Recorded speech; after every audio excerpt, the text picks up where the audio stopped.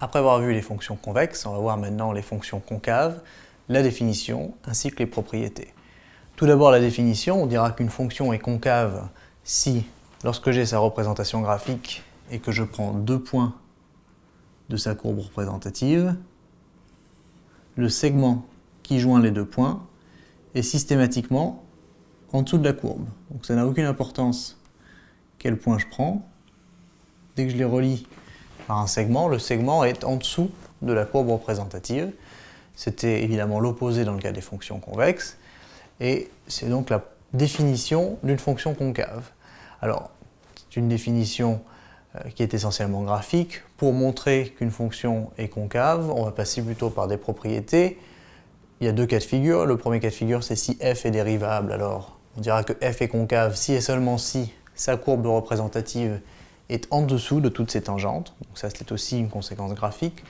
Si je prends un point, n'importe lequel, la tangente à la courbe en ce point est toujours au-dessus de la courbe. Ça n'a aucune importance quel point je prends. Si f est concave sur i, sa courbe représentative est en dessous de toutes ses tangentes sur i.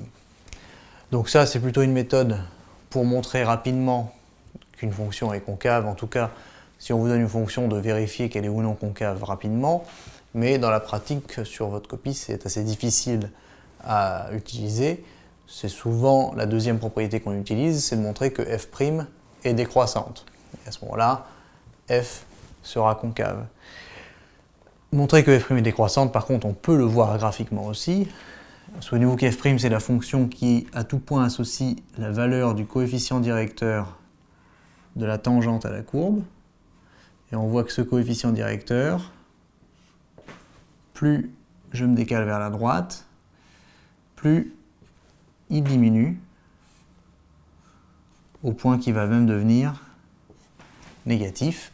Alors on voit bien ici que la tangente, ici, à mesure que j'avance, s'aplatit, et ensuite pique vers le bas, ce qui veut dire que le coefficient directeur devient de plus en plus petit, s'annule, puis devient négatif, ce qui revient à f' décroissante. Mais effectivement, vous pouvez faire un calcul de dérivée et montrer très rapidement que f' est décroissante. Vous pouvez le faire d'autant plus facilement que, deuxième cas de figure, si f est 2 fois dérivable sur i, à ce moment-là, on a f concave si et seulement si f seconde est négative. F seconde négative, ça revient à f' décroissante.